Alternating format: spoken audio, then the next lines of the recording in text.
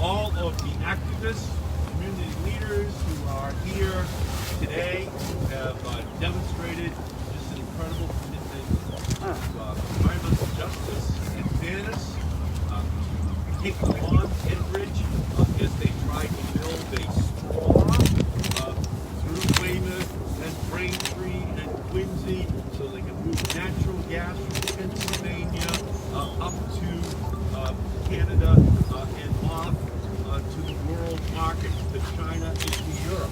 What's in it for Weymouth? What's in it? Nothing but taking the risks of environmental damage that could occur if an accident occurs on this location. So it's just great to be joined here today by Senator Walter Kittleby, Senator John Keenan, Senator Patrick O'Connor, Representative Jamie Murphy, Rep. Joe Mosquito, and Weymouth Town Councilor Becky Hall. Thank you all for being here, and ask the state senators and state representatives if they would like to speak as well. So let me just say this. The Weymouth compressor station is a dangerous and unnecessary project that must be stopped. Last September, the Weymouth compressor station was placed into service despite strong and vocal opposition from this surrounding set of communities. That same month, the compressor station experienced 2 unplanned gas releases, which prompted the Pipeline and Hazardous Materials Safety Administration, PHMSA, the federal agency responsible for the safety of this site, to halt the compressor station's activities.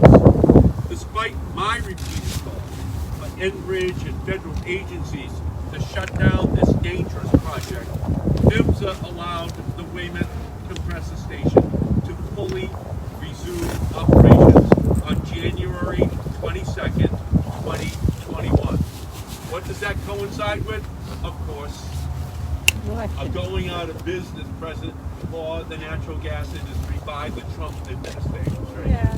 Just as they were losing power. This is unacceptable, and it puts our communities and our environment back at risk. The Weymouth compressor station is part of a project that sends natural gas through Massachusetts and exports it out of Canada to the world markets, where ultimately this fossil fuel company benefits while all the risks are being taken here. And this global addiction to fossil fuels that is fueling our climate crisis is all about this desire during the Trump administration to authorize pipelines and compressor stations for the fossil fuel industry, even as the climate crisis continues to worsen. This project forces our residents to sacrifice their health and their safety to become a throughway for foreign gas markets. Massachusetts residents have nothing to gain and everything to lose. Our consumers don't want to be linked with more expensive foreign markets in Europe and in China. But that is what this project would do. Last year's unplanned gas releases made real the direct threat that this compressor station poses to public safety. Despite these warnings, residents' concerns on safety and public welfare have so far gone unheard. This project also brings up serious environmental justice concerns. The compressor station is located near two state-designated environmental justice communities, which are regularly subjected to high levels of pollution. Residents in this area have statistically higher rates of cancer, pediatric asthma, and cardiovascular and respiratory diseases. The majority of the federal energy regulatory commissioners have noted the project's serious environmental justice, health, and safety concerns. The commission is now re-examining the project.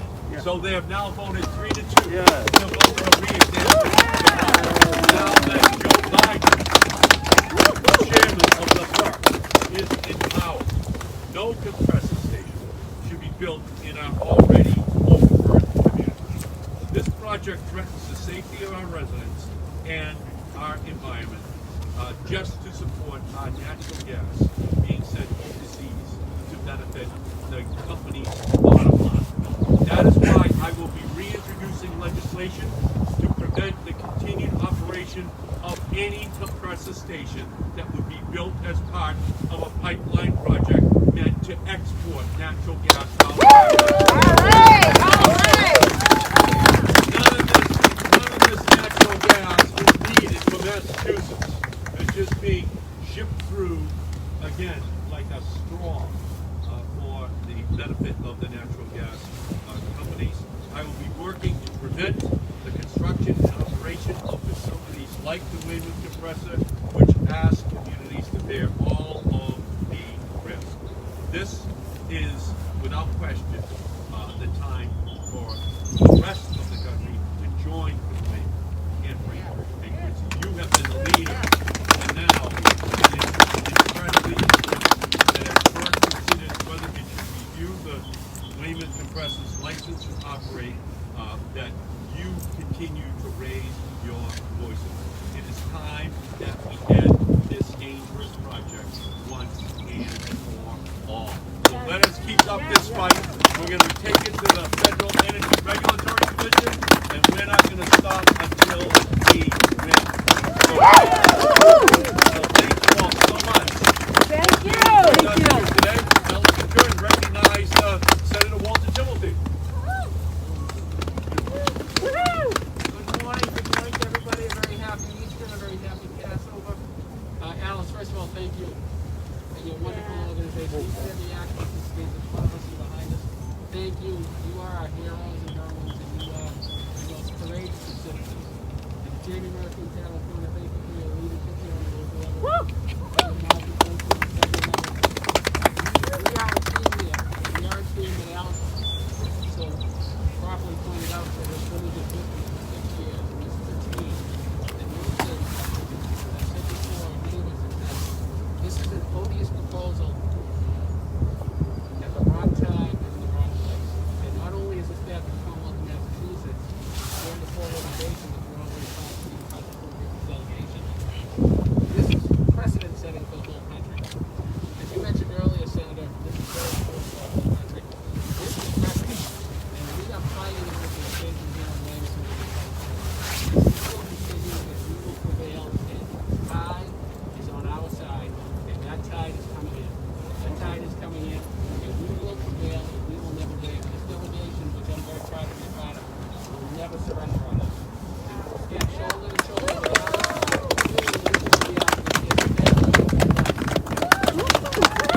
Senator George Keenan. Good morning, everybody. It's great to be here. And I'd like to say happy 6th birthday. But 6 years is a long time, but it is happy because of all the work that you have all done has put a stop to some degree of what's been going on. The progress would have been so much greater if you hadn't been involved. And I hope that 6 years from now, you're not celebrating your 12th birthday, but instead you will look out and see that gone, and then you will gather here on picnic blankets, enjoying the beautiful spot that it is without the worry of your safety and the safety of your neighbors. And I'm more confident now that the likelihood of that will be true because of the great work being done by my colleagues in government in addition to what you're doing. At the local level, it's great to work with Senator Timilty, Representative Murphy, and Senator O'Connor, and Representative Moschino, and the Council House. They do incredible work. And as a senator, I just want to make one point. We sometimes look to colleagues who have expertise and have developed expertise in certain areas. And I know in the state Senate, I look to our friend Pat O'Connor. Oh, yeah. The work that he does is absolutely incredible. Senator Murphy, truly incredible. Thank you for what you do. It's easy to follow. That's great leadership. Same with Representative Moschino. Truly, thank you. And then, of course, so much of this fight is at the federal level. And we have a true champion leading that fight. Ed Markey. We'll prevail. Keep fighting the good fight. Thank you. Thank you, Senator. Senator Patrick O'Connor.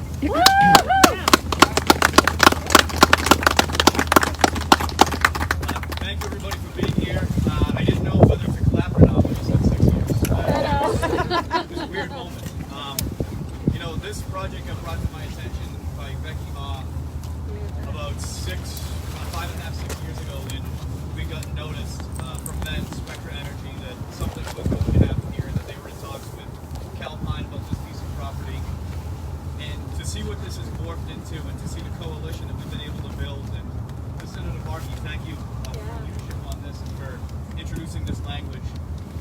The grassroots support that we've been able to build against this project, because it just flies in the face of everything that I think that we all collectively believe in. It flies in the face of the federal and state guidelines and missions that we have towards a cleaner, greener economy and a 2050 roadmap to zero-based emissions. It flies in the face of the safety of our neighborhoods and our children who are in this area. It flies in the face of every single thing that we hold dear. And I couldn't be prouder of the work that Alice has done and the colleagues in government. We have a brief that's due that the Fall River Basin delegation is going to be putting together. Daria in my office, who went to law school, a lot based off of this project, will, as a lawyer, be writing her first brief. You know,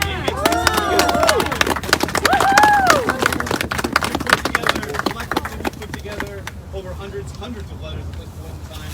And we wouldn't be standing here today without the colleagues that we have, everyone that's standing behind you right here, everyone that's out in the crowd, everyone who attended a FRAX meeting, everyone who's been part of this, whether it be from the beginning, where you recognize this project. I was actually walking up to this project with a new resident from Weymouth who heard about the project and wanted to come down here and show her support in opposition to what's going on. Thank you. We will prevail for the first time in a long time. I don't think it's just a rubber stamp anymore. Our far too long. It's been under both Democrat and Republican administrations. It's been a rubber stamp for the natural gas industry, the fossil fuel industry, and we're here saying that that's no longer going to be allowed in the United States government for regulated fuel.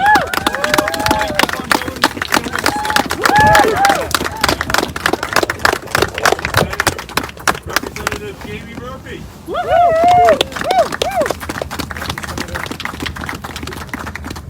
It looked like these pictures 6 years ago. A little less gray, a little skinnier. But we continue the battle. Thank you to all of you. Thank you to Atlas. Thank you to my colleagues in government. You know, over the years, we've been fighting this. And it's just the right thing to do. Our minds are in the right place. Our hearts are in the right place. We're doing it for the kids that go to school around here, for the people that live around here. We're doing it for the residents that can't be out in all these meetings. But we know that we have their back. We do have their back. And it's been a long battle. And we haven't given up. Many people along the way said, oh, what are you fighting that for? It's an uphill battle. And you know what? If there's a 1% chance of winning, we're going to continue to fight. We continue to fight. 1%, maybe it's higher. But we keep fighting till there's no fight left. And I can tell you, speaking on behalf of my colleagues and myself, Senator Markey, there's still plenty of fight left.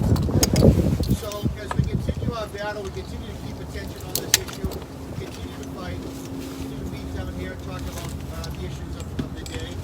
Things have changed over the years, it's progressed over the years, but through your efforts and Alice's efforts and our efforts, all working together, we've slowed the project to a halt. And I'm confident that if we continue what we're doing, all holding hands together like we always have been, continuing the good fight, continuing the fight for our community, the future of our towns, our kids' future, so that they're not going to be here 6 years from now or 60 years from now breathing stuff that's coming out of this building behind it. It might be the Alice Arena Park. Laying on blankets like this end, having picnics, and thinking about the past when we were a lot younger, fighting the good fight and stopping this monstrosity behind us. So thank you all. Keep up the good fight. God bless you.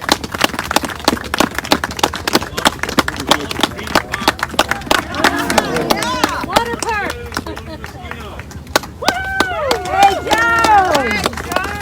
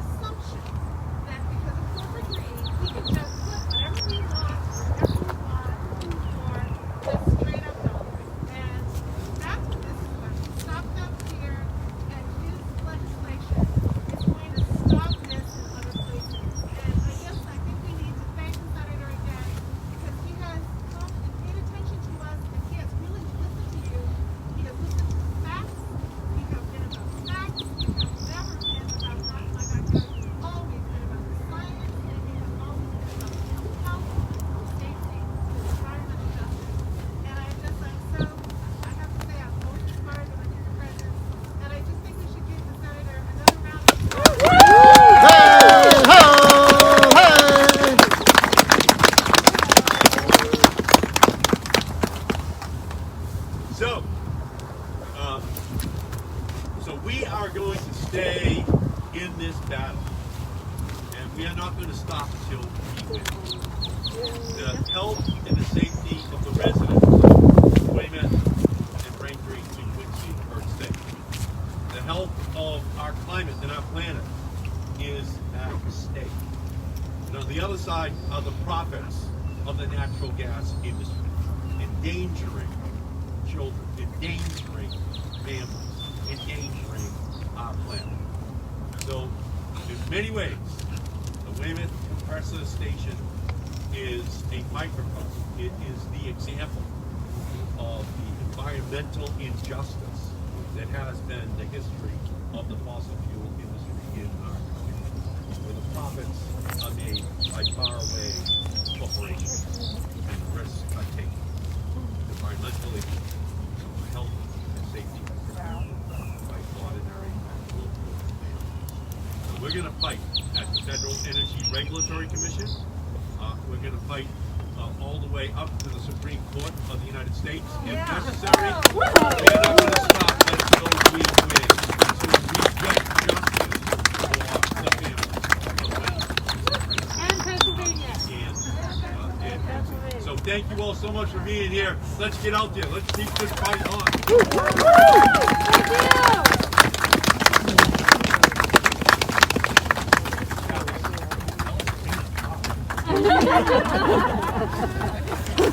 That's right.